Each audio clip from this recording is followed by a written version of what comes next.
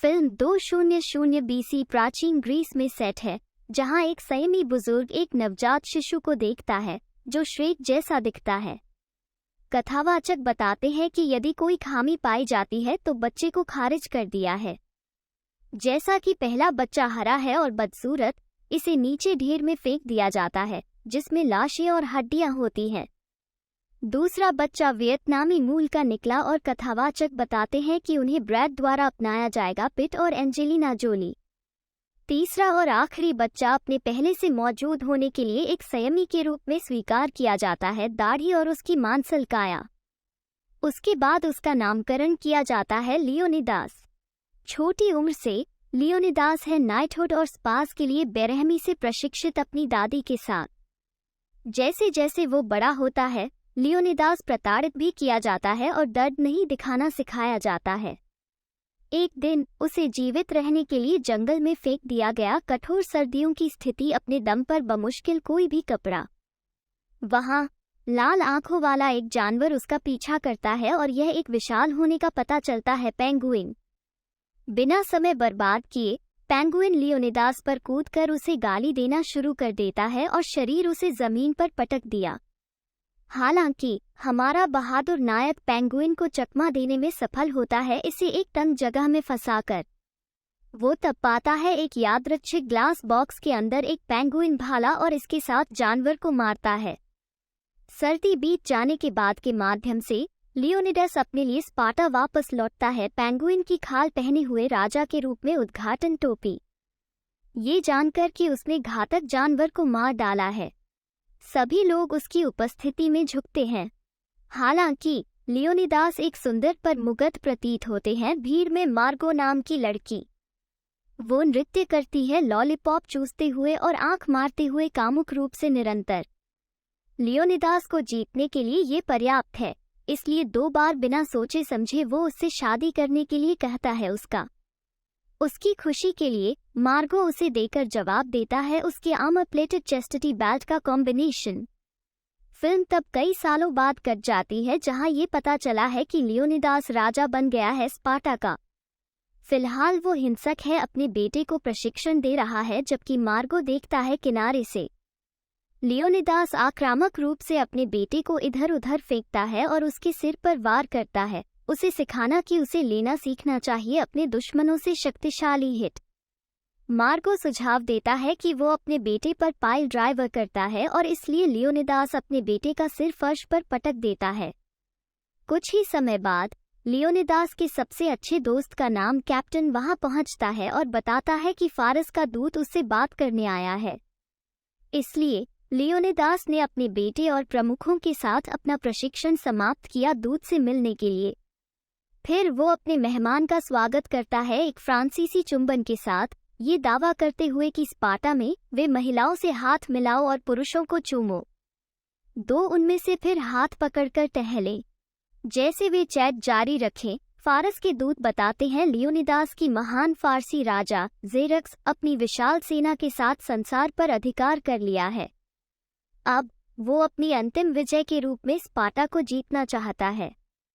ये सुनकर लियोनिदास आग बबूला हो जाते हैं, इसलिए ले लेते हैं दूत और उसके साथ ही गड्ढे में चले गए मौत की। लेकिन वहां भी फॉसियो ने चेतावनी दी, स्पार्टन्स चाहें तो तुरंत सरेंडर कर दें युद्ध को रोकने के लिए। इसके अलावा दूत फारसी राजा ज़ेक्सस की मांग की व्याख्या करता है, संयमी को अपने पिरामिड, महिलाओं का निर्माण करना चाहिए, एस्कॉर्ट्स के रूप में इस्तेमाल किया जाएगा और बच्चे करेंगे जूते बनाने के लिए कारखानों में काम करते हैं। जबकि एक ट्रैटोरो नाम के स्पार्टन राजनेता के पक्ष में है, आत्मसमर्पण करने के लिए लियोनिदास ने सख्ती से मना कर दिया। वो फिर दूत को लात मारकर मृत्यु के गर्त में गिरा देता है, अपने साथियों के साथ आधिकारिक तौर पर फॉसियों के साथ युद्ध शुरू करना। इस घटना के बाद सहित कई हस्तियां Britney Spears, Kevin Federline, Sanjay Malakar, Ryan Seacrest मौत के गड्ढे से पहले प्रकट होते हैं और लियोनिदास ने उन सभी को नीचे गिरा दिया।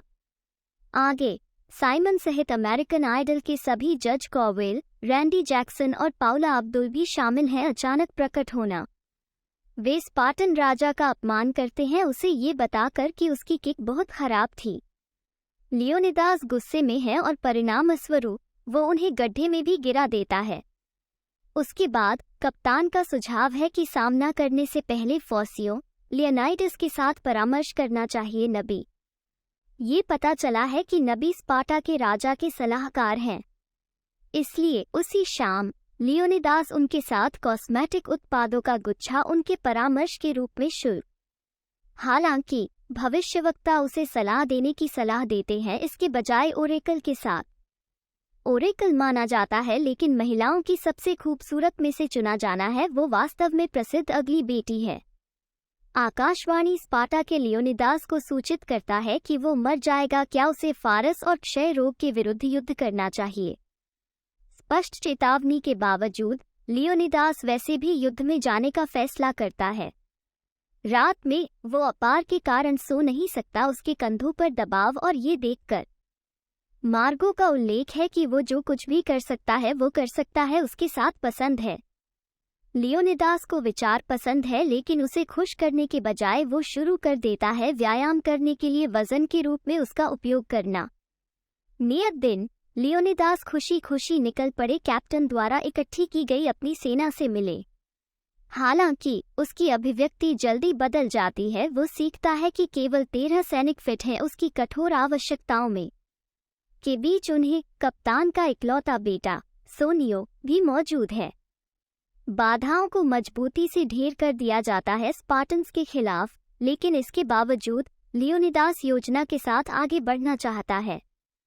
इसलिए उन्होंने अपने परिवार को अलविदा कहने के बाद कप्तान और योद्धाओं के साथ सेट किया गया थर्मोपली के लिए अपने उद्यम के लिए। इस बीच द स्पार्टन राजनेता ट्राटोरो एक के रूप में प्रकट होता है देशद्रोही, क्योंकि वो ईमेल के माध्यम से जेरक्स को सब कुछ सूचित करता है। थर्मोपाइले के हॉट गेट्स पर पहुंचने पर स्पार्टन्स को अपनी प्यास बुझाने में कुछ समय लगता है, उनके पसंदीदा पेय का सेवन करके, गेटरेड। अचानक लियोनिदास और कप्तान का सामना हुआ एक विकृत पेरिस हिल्टन, जो एक रहस्य प्रकट करता है हॉट गेट्स के ऊपर बकरी का रास्ता। प्रकट रूप से जेरक्स स्पार्टन्स को मात देने की योजना बना रहा है, इसका उपयोग हो रहा है। वो फिर स्पार्टन बनने के लिए कहती है योद्धा, लेकिन लियोनिदास उसके बाद जल्दी से उसे अस्वीकार कर देता है, उसे गलत तरीके से भाला पकड़ते हुए देखना। बाद में लियोनिदास और उनके 13 पुरुष सेना का सामना करते हैं फारसी सेनापति और उसके सैनिकों के साथ रवाना हुआ। कहीं से भी स्पार्टन्स में से एक का नाम डलियोस हमला करने के लिए फॉसियों की ओर लपका, लेकिन बुरी तरह विफल हो जाता है क्योंकि वो उन पर कूद जाता है और पास की पहाड़ी में दुर्घटनाग्रस्त हो जाता है। इसके साथ दोनों पार्टियों में कड़ा संघर्ष, लेकिन जिस तरह से कोई कल्पना नहीं करेगा। वे वास्तव में डांस ऑफ के खेल में लिप्त हैं, जो स्पार्टन्स अंततः अपने आकर्षक के साथ जीतते हैं चलता है। हारने की सजा के रूप में वे गाड़ी चलाते हैं फॉसियों को एक चट्टान से और समुद्र में। इससे हमारे नायक बचाव करने में सफल हो जाते हैं हमलावरों की पहली लहर से थर्मोपाइले। इस बीच स्पार्टा में स्थानीय वफादार मार्गो का दौरा करता है, जो एक मालिश के बीच में है। वो उससे इस बारे में बात करता है कि कैसे लियोनिदास नंबर पर है, केवल 13 आदमियों के साथ फॉसियों के खिलाफ मौका। इसलिए वो चाहता है कि मार्गो परिषद को मना ले, अधिक सैनिकों को इकट्ठा करो। एकमात्र बाधा स्पार्टन का उन्हें सामना करना ही होगा, राजनेता देशद्रोही, जैसा कि वो भी है परिषद के सदस्यों में से एक। लेकिन सौभाग्यवश मार्गो अपनी संपत्ति का उपयोग करके उसे बहकाने का प्रबंधन करता है। वापस थर्मोपाइले में फारसी राजा जेरक्सस खुद लियोनिदास से मिलने जाता है और समझाने की कोशिश करता है उसे स्पार्टा को आत्मसमर्पण करने के लिए। फिर दोनों एक खेल खेलते हैं, डील या नो डील का विषय, जहां जेरक्स रिश्वत देने की कोशिश करता है में पाम्स होटल और कैसीनो की यात्रा के साथ लास वेगास, नेवादा। लियोनिदास थोड़ा झिझकता है, लेकिन अंततः जेरक्सस के लिए प्रस्ताव को अस्वीकार कर देता है निराशा। नतीजतन सैनिकों के 2 सेट एक यो मामा लड़ाई है जो जीती है संयमी। लेकिन दुर्भाग्य से उनकी लड़ाई के दौरान डलियोस के चेहरे और आंखों पर चोट लगी है, फॉसियों में से एक द्वारा निकाल दिया जाता है। इसके बाद फिल्म ने जेरक्स को काट दिया। महल जहां विकृत पेरिस हिल्टन है, राजा को खोजते देखा गया। ये पता चला है कि वो स्पार्टन्स को धोखा देने के लिए है और इसलिए वो जेरेक्सिस को रहस्य बताती है हॉट गेट्स के ऊपर बकरी का रास्ता। बदले में वो एक महंगे चैनल हैंडबैग का अनुरोध करती है और उसकी विकृत कुबड़ को उससे दूर करने के लिए पीछे। राजा तुरंत उपकृत होकर देता है उसका हैंडबैग। हालांकि जब ज़र्क्सीस प्रयास करता है विकृत कुबड़ को हटाने के लिए, उसे उड़ते हुए भेजा जाता है बड़ी मात्रा में बलगम के अंदर मौजूद होने से। अगले दिन जब लियोनिदास आइसक्रीम खाता है, सोनियो सीखता है कि फॉसियो को इसके बारे में पता चला है। गुप्त मार्ग और पागलपन से उसे सूचित करता है। लियोनिदास तब अपने साथी योद्धा के पास जाता है, डेलियोस, जो अंधा हो गया है पिछला हमला। वो डेलियोस को यात्रा करने का आदेश देता है वापस स्पार्टा में, ताकि वो किस्सों को बता सके कैसे स्पार्टन्स ने युद्ध में बहादुरी से लड़ाई लड़ी थी और मार्गो को अपना हार वापस देने के लिए भी।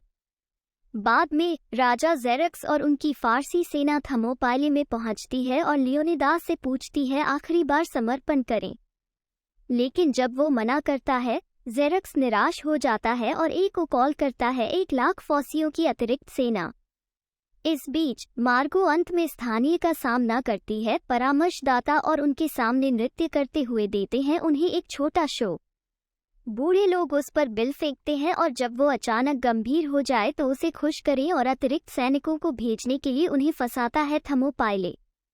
हालांकि ट्रेटोरो ने मार्गो को धोखा दिया और कहते हैं कि स्पार्टन्स को इसके बजाय आत्मसमर्पण करना चाहिए। ज़र्क्सीस मार्गो गुस्से में है और एक विषैला पदार्थ छोड़ता है, क्रोध, जबकि उसे स्पाइडरमैन में बदल दिया। ट्रेटोरो सैंडमैन की शक्तियों का इस्तेमाल करता है।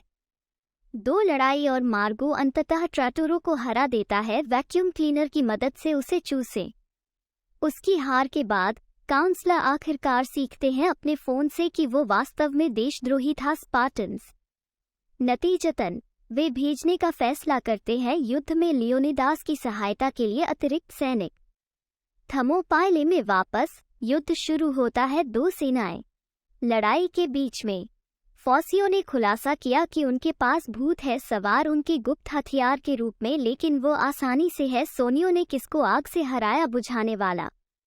वे मशहूर मुक्केबाज का भी खुलासा करते हैं, रॉकी, जो एक ही झटके में सोनियो का सिर काट देता है। कप्तान गुस्से में है और अपने बेटे का बदला लेने के लिए वो खतरनाक इंजेक्शन लगाकर रॉकी को मार देता है। उसके सिर में बोटॉक्स की मात्रा।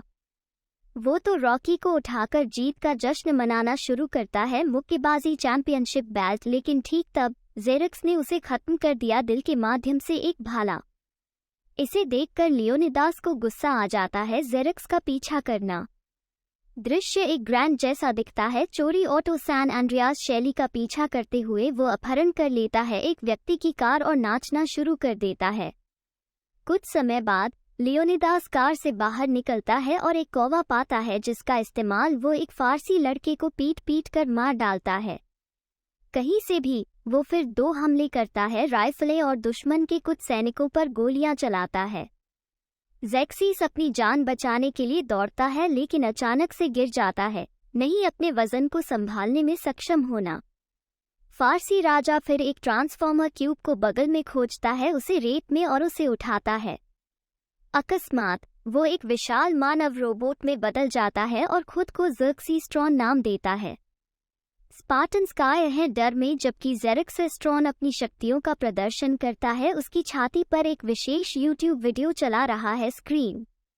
इसके बाद वो हमला करने के लिए आगे बढ़ता है। स्पार्टन्स एक बार और सभी के लिए युद्ध जीतने की उम्मीद कर रहे हैं, लेकिन जब वो आगे बढ़ता है तो गलती से लड़खड़ा जाता है उसके एक्सटेंशन कॉर्ड पर और जमीन पर गिर जाता है। ज़र्क्सीस एक दर्दनाक मौत मरता है, लेकिन वो कुचल भी देता है लियोनिदास सहित सभी जीवित स्पार्टन्स। इस बीच डेलियोस अंत में स्पार्टा और पहुंचता है। रानी मार्गो को हार सौंपता है। बाद वाला ये जानने के लिए तबाह हो गया उसका पति युद्ध में मारा गया है। फिल्म भविष्य में 1 साल काटती है जहां एक अंधा डेलियोस एक बड़ी स्पार्टन सेना का नेतृत्व करता है फॉसियो को हराने के लिए, लेकिन उसकी वजह से अंधापन वो अपनी दिशा खो देता है और पूरी तरह से अपनी सेना का नेतृत्व करता है अलग स्थान।